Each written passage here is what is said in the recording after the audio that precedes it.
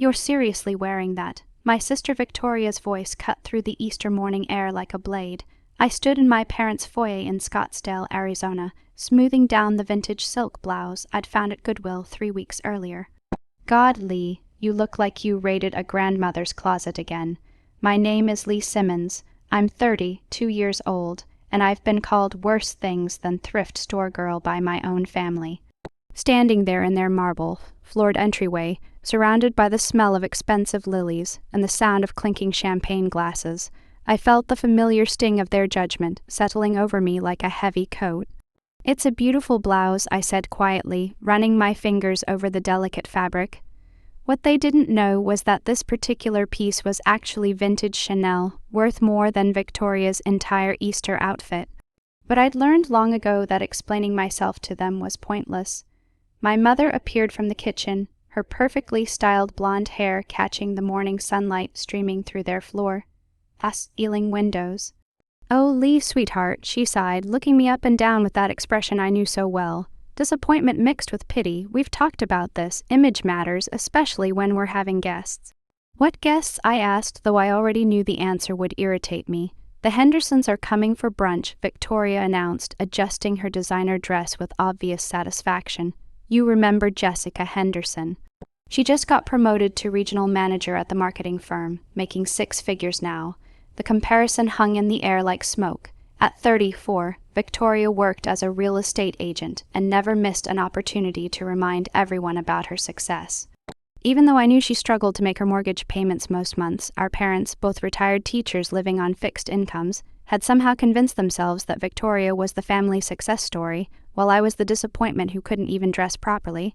"Maybe you could borrow something from Victoria," my mother suggested, her voice hopeful. "You two are about the same size," I almost laughed. Victoria was 3 inches taller and 2 sizes larger than me, but pointing that out would only make things worse. Instead, I forced a smile. "I'm comfortable in what I'm wearing, thanks." Victoria rolled her eyes dramatically. "Comfortable? That's so typical of you, Lee. Some of us actually care about making a good impression." What they didn't understand was that I'd stopped caring about their impressions years ago. What I cared about was the quiet satisfaction of building something they couldn't see, something they'd never thought to look for.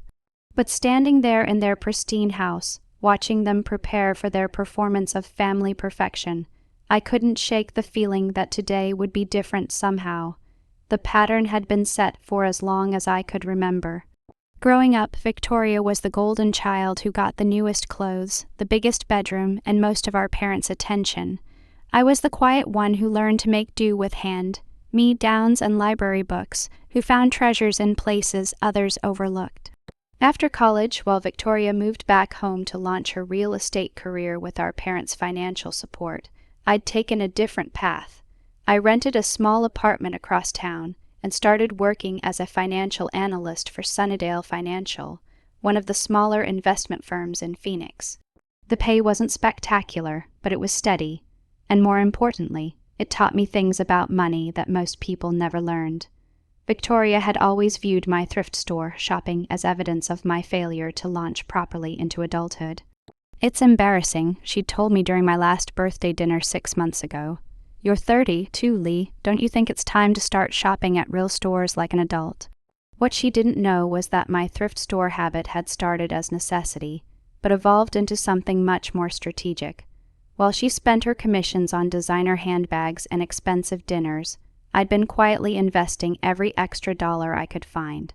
The vintage clothing, the second-hand furniture, the careful budgeting, it all served a larger purpose that none of them could see.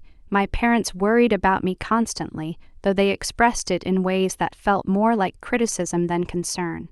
"We just want you to be happy, sweetheart," my mother would say during our monthly phone calls, "but you can't live like a college student forever. When are you going to start building a real life?" The irony wasn't lost on me. While they measured success by appearances and spending, I'd been building something substantial in the shadows. Every month, I watched my investment accounts grow. Every year, I increased my contributions. Every thrift store find represented money that could go toward my future instead of fleeting fashion, but explaining this to them felt impossible. How could I tell them that their thrift store girl had been making smarter financial decisions than any of them? How could I explain that I'd rather wear a $10 vintage dress and invest the difference than spend $300 on something that would be out of style next season? Victoria had always been the family favorite, the one who looked the part of success even when the reality was shakier. She drove a leased BMW she could barely afford, lived in a condo with mortgage payments that stretched her budget thin, and maintained her lifestyle through a combination of credit cards and our parents' occasional bailouts. Meanwhile, I drove a reliable Honda I'd bought with cash, lived below my means, and watched my net worth climb steadily year after year. The secret felt heavier some days than others, but I'd learned to carry it quietly. The Easter brunch proceeded exactly as I'd expected. Jessica Henderson arrived with her husband and 2 perfectly dressed children, and within minutes, Victoria had positioned herself as the center of attention, regaling everyone with stories about her latest real estate deals. Lee works in finance, my mother explained to Jessica when the conversation inevitably turned to careers.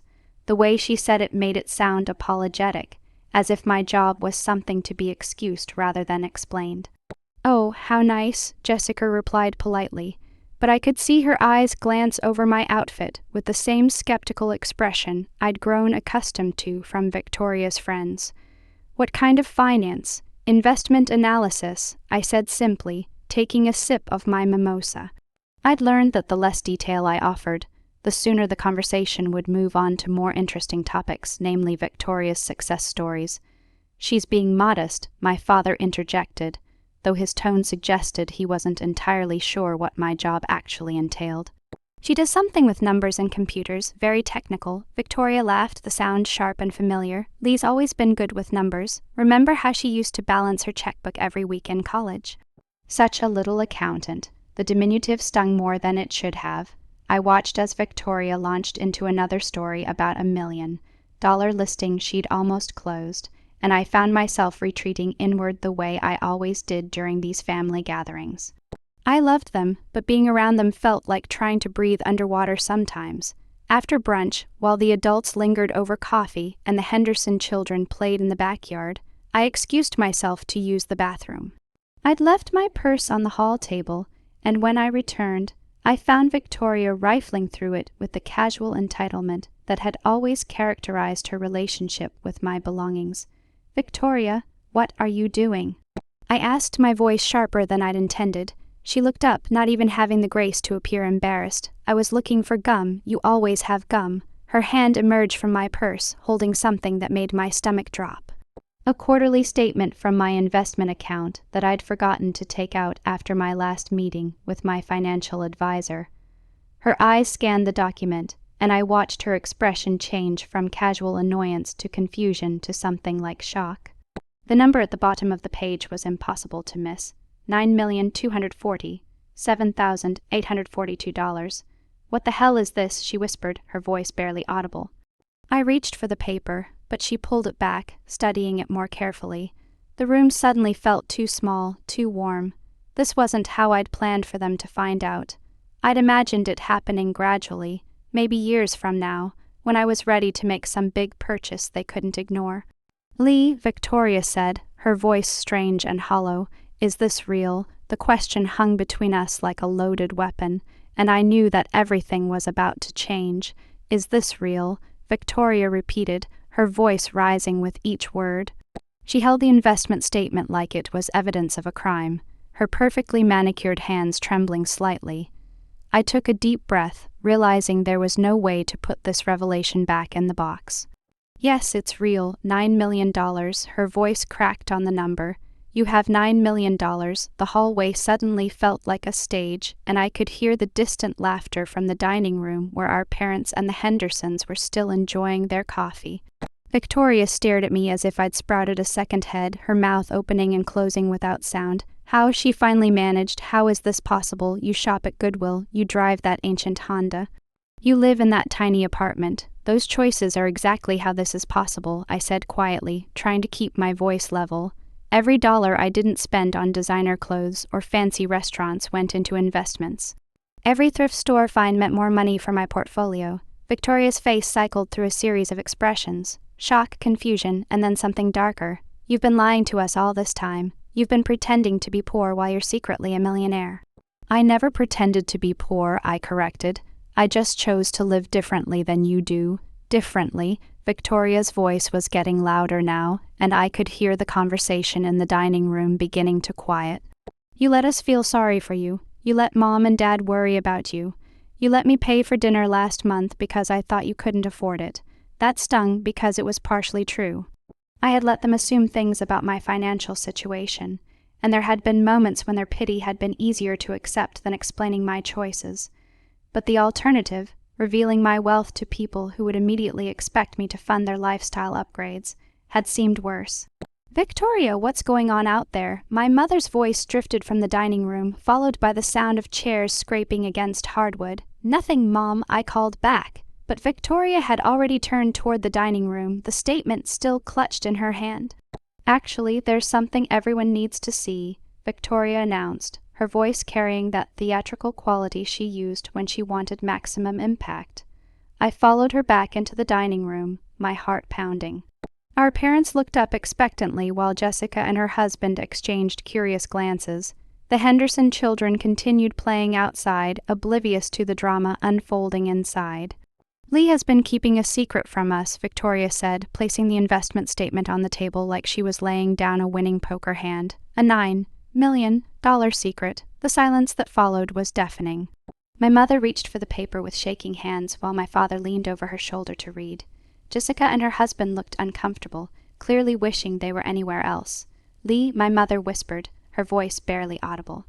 Is this yours?" "Yes," I said, my throat tight. "It's mine." My father's face went through the same progression Victoria's had: shock, confusion, and then something I couldn't quite identify. "How long have you had this kind of money?" "It's been building for years," I admitted. "I started investing right after college, small amounts at first, but it grew." "Years?" Victoria's voice was sharp with accusation. "You've been sitting on this fortune for years while the rest of us struggled." "You haven't been struggling," I shot back, finally finding my voice. "You've been spending beyond your means and expecting our parents to bail you out when you overspend." The truth hit the room like a physical blow. Everyone knew about Victoria's financial habits, but no one had ever said it out loud. "That's not the point," Victoria snapped, her face flushing red. "The point is that you've been hoarding money while your family needed help."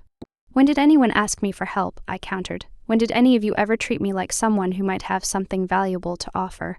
My mother looked stricken. "Sweetheart, we had no idea. If we'd known you had this kind of money." "You would have what?" I asked, genuinely curious. "Treated me differently, respected my choices, or would you have just expected me to start paying for everyone's expenses?" Jessica Henderson cleared her throat awkwardly. "Maybe we should go," she said to her husband, who was already standing up from the table. "No, stay," Victoria said quickly. "This is important. Lee needs to understand what family means." I watched as Victoria positioned herself as the moral authority in the room, the same way she'd done our entire lives. She had a gift for making her desires sound like righteous causes, and I could see her wheels turning as she figured out how to spin this situation to her advantage. "Think about everything Mom and Dad have done for us," Victoria continued, her voice taking on the persuasive tone she used with difficult clients. "They paid for our education, supported us when we needed it, and they're still helping both of us in different ways. Don't you think it's time to give back?" "I do give back," I said. "I've been contributing to their retirement fund for the past 3 years." That revelation stopped Victoria mid-sentence. My parents looked at each other in confusion. "What retirement fund?" my father asked. "The one I set up for you," I explained. $500 a month automatically deposited. I thought you'd noticed." My mother's hand flew to her mouth. "Those deposits."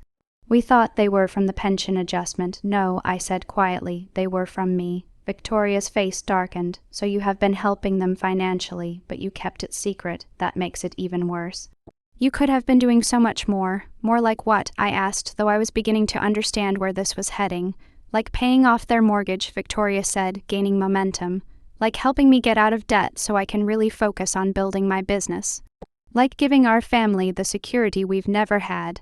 There it was, the real Victoria, the one who saw my money as a solution to all her problems.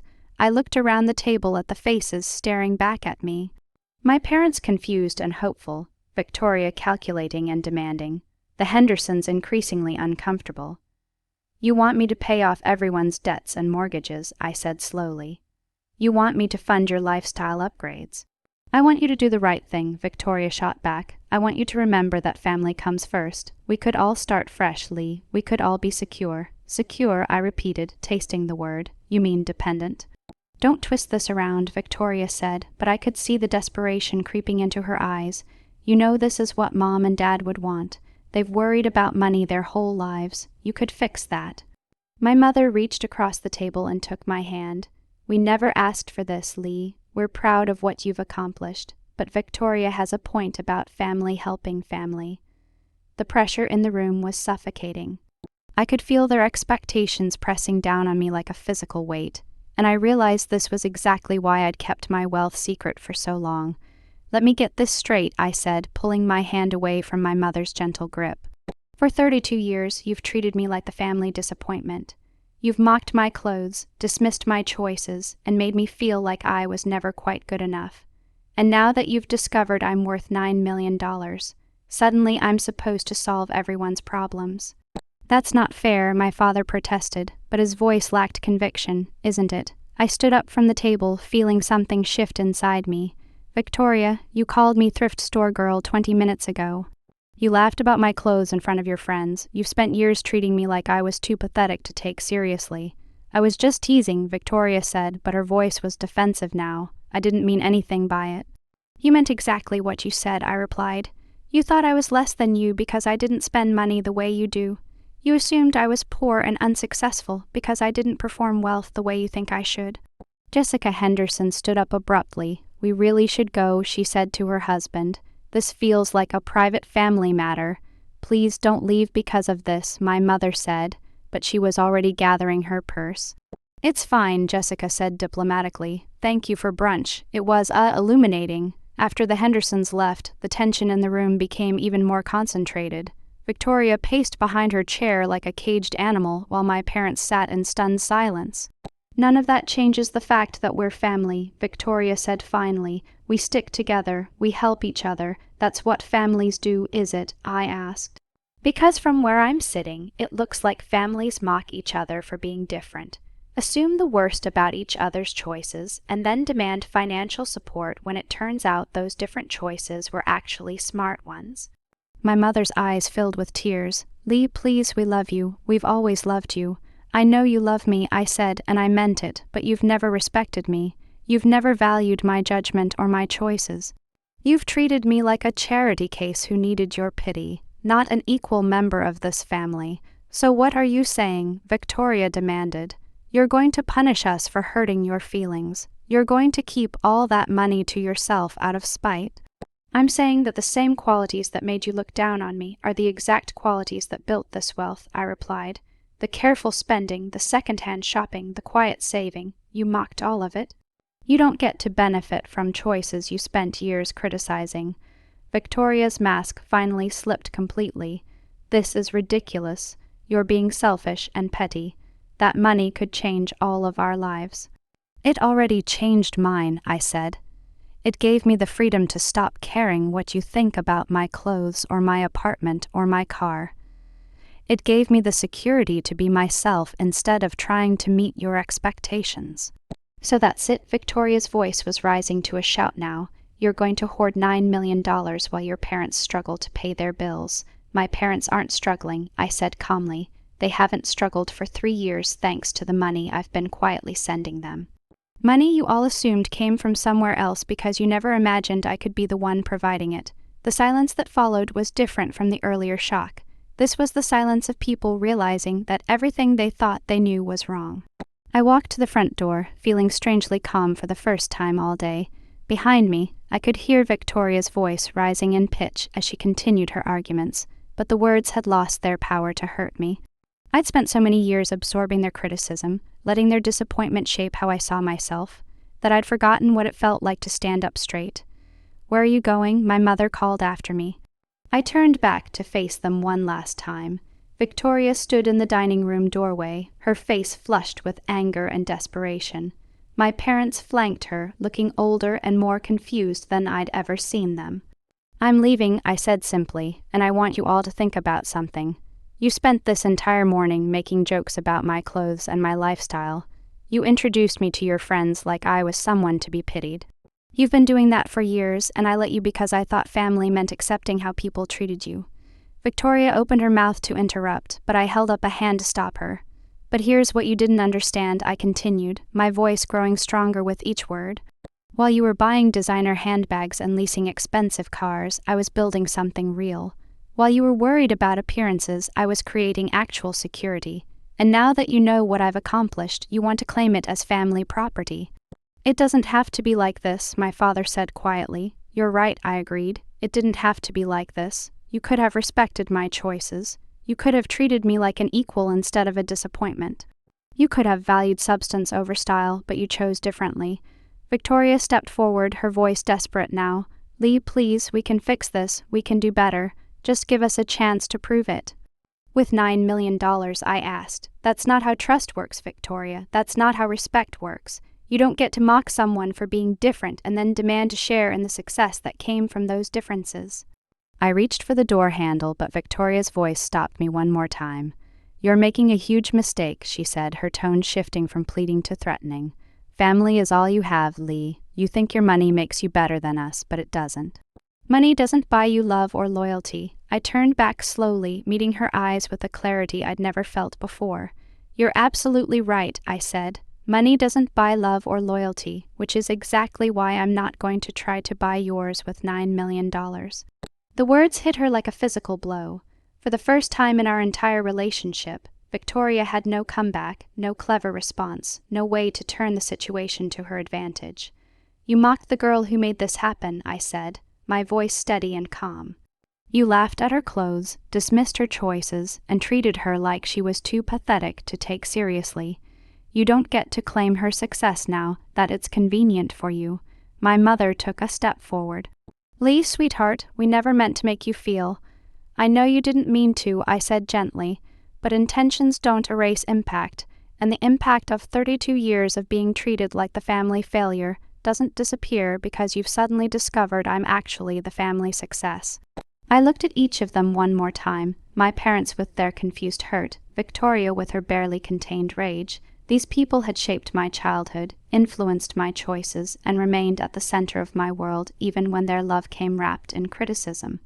I hope someday you understand, I said. I hope someday you realize that the person you couldn't respect was exactly the person you needed her to be. With that, I walked out the door and closed it firmly behind me. The sound echoed through the quiet Scottsdale afternoon like a final punctuation mark on the conversation that had changed everything. Victoria's attempts to salvage the situation became increasingly desperate in the weeks that followed. She tried calling me dozens of times, leaving voicemails that shifted from angry demands to tearful apologies to calculated guilt trips. When I didn't respond, she enlisted our parents as intermediaries, then mutual friends, then anyone who might have influence with me. Eventually, in a move that surprised no one who truly knew her, she hired a lawyer to explore whether she had any legal claim to my money as family. The consultation lasted exactly 20 minutes before the attorney explained that blood relation doesn't create financial obligation.